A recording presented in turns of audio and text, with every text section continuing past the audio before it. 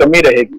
लेकिन उसी काम को एक टीम की तहत फैमिली मेंबर में आप, आपकी संगनी या आपका भाई जो भी है, दो मिलके करते हैं तो वो सहज ही समय के पूर्व हो जाता है।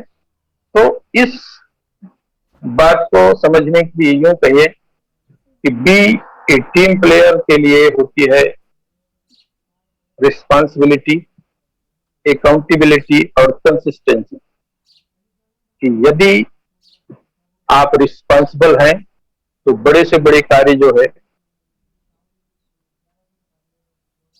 सहज हो जाते हैं। जिम्मेदारी दी नहीं जाती, जिम्मेदारी ली जाती है।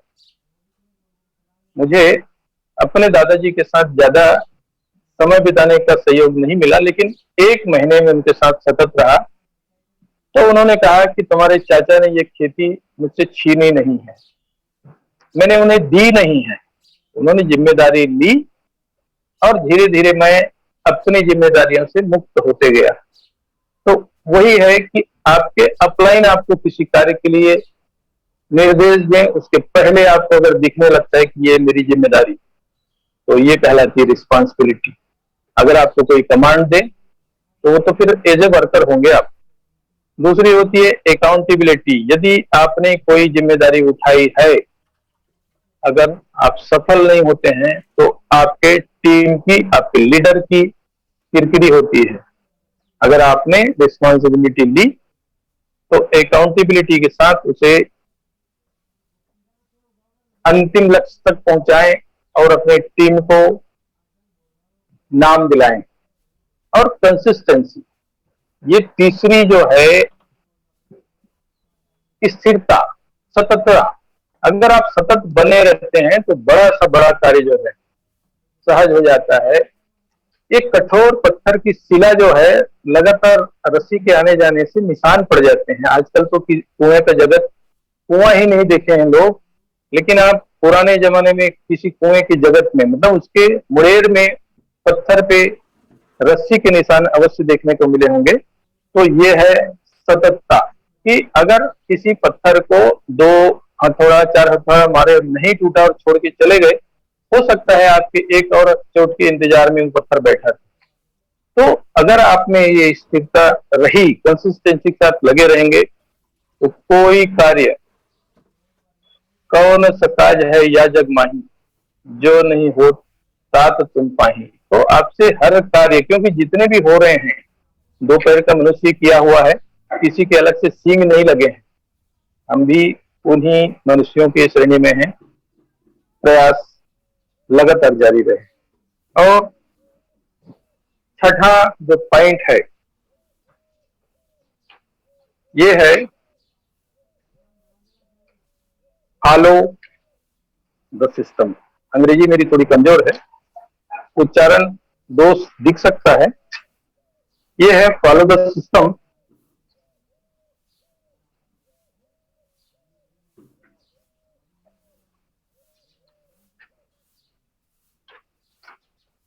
इसमें भी 3 विभाग हैं, edification and promotion, council upline और माइंड योर ओन बिजनेस। साथियों, पॉइंट टू पॉइंट चर्चा करते मैं आखिरी के 3 बयान में आ गया हूं। ये फॉलो द सिस्टम मेरे से नहीं होता, क्योंकि मन मर्जियां। मुझे बड़ा आनंद आता है उछल कूद करते हुए आगे बढ़ने में, लेकिन उम्र मेरी हो गई 60 की।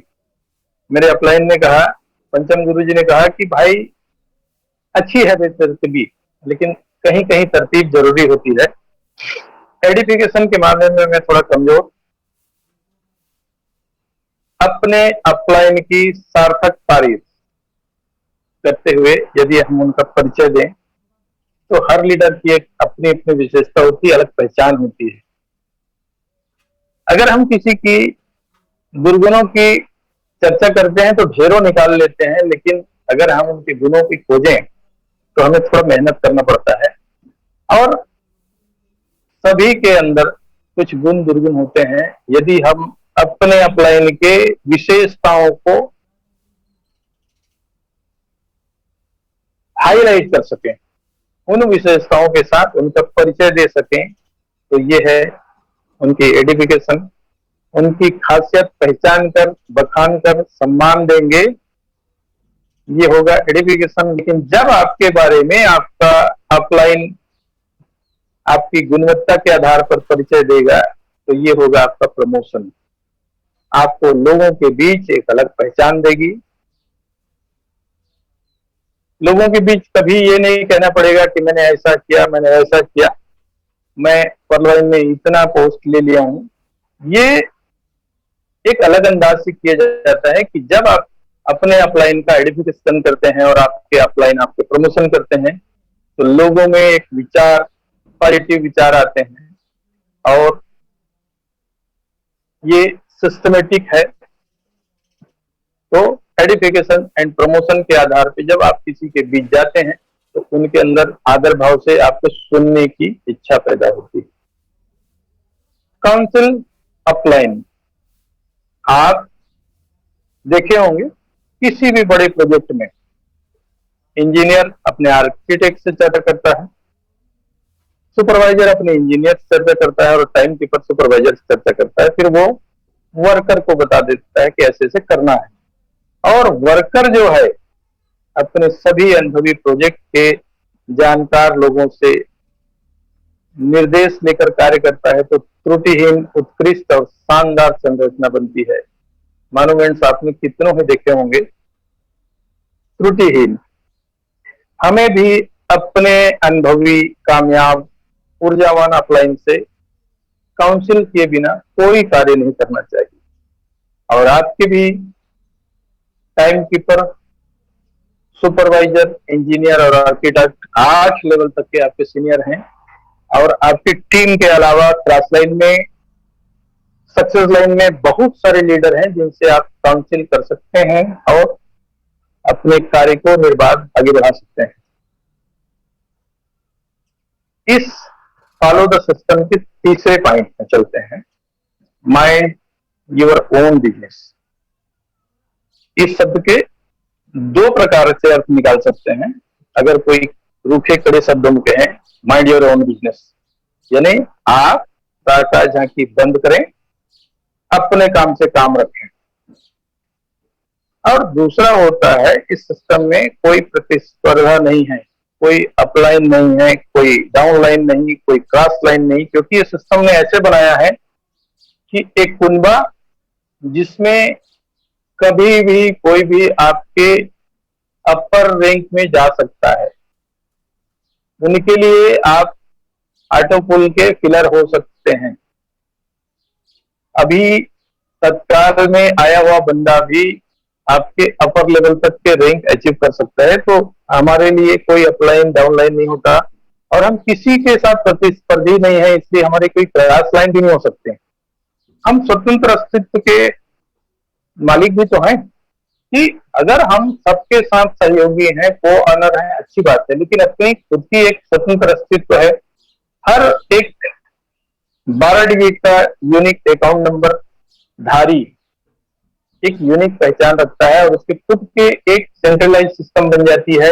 8वें लेवल तक के 87,380 अकाउंट्स आपके खुद के हैं जिनसे आपको मिलने हैं और हर रैंक के हैं। तो इस चीज को भी आप ध्यान देना है कि माइंड योर ओन बिजनेस, आप अपने उन्नति के जिम्मेदार स्वतः हैं, अपने इस पर्टिकुलर रैंक के, अचीवमेंट के और उसके लायबिलिटी के जिम्मेदार हैं। इसलिए अगर आप पढ़ रहे हैं तो 4 कोरल की तैयारी, फोनिक्स है तो 6 की तैयारी, ये डायरेक्ट ज्वाइनिंग और स्ट्रेटेजी कि किस तरह मुझे इस सिस्टम में आगे बढ़ते जाना है, ये आपके अंदर में होनी चाहिए और कभी आप इस सिस्टम में सफल हो सकेंगे। तो ये थे हमारे 6 पॉइंट। और फॉलो द सिस्टम को एक सुसज्जित सेना की तरह अगर हम फॉलो करें तो कामयाबी 100% गारंटेड हो जाती है। फिर आता है डू मिनिमम 20 डायरेक्ट। साथियों, सिस्टम में ज्वाइनिंग कराते समय सदैव जिज्ञासा बनी रहती है, कितना जोड़ना है, और हमें वो जवाब नहीं दे पाती। क्या बोलते हैं, आप कुछ भी नहीं करोगे तब भी सिस्टम ऑटो फिल के 32 लाख देगी आप। नहीं साथियों, सिस्टम में अगर आप आए हैं पर्ल होकर तो 4 जोड़ना है, फिर 2 और जोड़ना है, फिर 2 और जोड़ना है, 10 जोड़कर आप एमेथिस्ट रैंक तक जाते हैं, और 20 जोड़कर आप रूबी तक जाते हैं। तो मिनिमम 20 ज्वाइनिंग जरूरी है, और 20 अगर सिर्फ ज्वाइनिंग करके छोड़ दिए तो ऐसा नहीं है। बैठा हूं गुरुओं की कृपा से एक ऊंचे मैयार पर। मैयार हम लोगों के छत्तीसगढ़ी में बोलते हैं बिल्डिंग के टॉप में लगा हुआ सबसे मजबूत लकड़ी का पिलर है, और वो वर्टिकल नहीं होता, हॉरिजॉन्टल लगा रहता है। हमारे बहुत सारे सक्सेस लीडर सालिंतावश कहते हैं कि पर्ल के एक छोटे से रैंक के उपाय को अचीव किया हूं, इस सिस्टम के एक छोटे से रूबी पद को प्राप्त किया हूं। साथियों, ये छोटा सा पद आप सालिंतावश कह रहे हैं, लेकिन कैसे? हम अगर इस सिस्टम में आते हैं तो अपने आप में बहुत बड़ी उपलब्धि है। उसके बाद जैसे जैसे हम प्रोग्रेस करते हैं तो सिस्टम के उच्च रैंक की ओर जाते हैं। यदि मदर रैंक वार्ड हमने प्राप्त किया तो उसे हमारे छत्तीसगढ़ी में कहते हैं कार। मकान के आधार के ऊपर लगी हुई लकड़ी के पटिए about 14-15 feet long and 4 inch dia. तो ये मजबूत लकड़ी लगते हैं स्टिक्स, और वही 20 स्टिक्स हैं मदर रैंक में आप पहुंचा दें क्वाइस तक के, तब उसके ऊपर आप बनते हैं म्यार जाम्बू मणि। एमेथिस्ट जो होता है विषहीन पद है, जिसमें लोगों के प्रति कभी भी नेगेटिव विचार नहीं आए, तो ये पद आ जाता है एमेथिस्ट का। और जिसके चारों तरफ एक साइकिल की स्पोक की तरह स्टिक्स लगे रहते हैं, जिससे वो ग्रो करते रहता है, और उसके ऊपर आता है टोपाज का पद छाजन। जो जन के विचारों पर छा जाए वो है टोपाज, और उसके ऊपर फिर आ जाता है सॉरी, इसके ऊपर जो टोपाज है उसे छाजन नहीं कहते साथियों। वहां पे एक तीर होता है, बंबू को फाड़ के उसमें जो बिछाया जाता है उसको बोलते हैं कीर। कीर, पीर, फकीर। हमारे सबसे सक्सेस लीडर 3 रूबी के मास्टर बलदेव सिंह चहल जी जब भी मेहरा जी की चर्चा करते हैं तो बोलते हैं मेरे पीर, मेरे मौला, मेरे मुर्शिद। तो जिस दिन आपकी शालीनता इतनी नम्र हो जाए कि आपके अपलाइन आपको पीर मुर्शिद सा लगने लगे, वो है टोपाज का पद। और उसके ऊपर आता है छाजन, यानी लोगों के ऊपर जो छा जाए, जिनका नाम लेते ही आदर से हमारा सिर झुक जाए, वो है छाजन। तो डू मिनिमम 20 डायरेक्ट, और वो डायरेक्ट सिर्फ लगाने नहीं है, काम पे लगाने हैं। जब हमने उन्हें पर्ल में ज्वाइन कराया तो वो एक सफेद मोती थे। मोती 4 की कड़ी हुई तो की चेन है, 6 रही तो वही लेडीज की चेन हो गई समझो, 10 कड़ी का बना तो ब्रेसलेट हो गया, 20 की रही तो थोड़ा से चेन टाइप लगने लगा। लेकिन अगर सिर्फ सफेद मोती रहे तो क्या फायदा, धीरे धीरे उनके कलर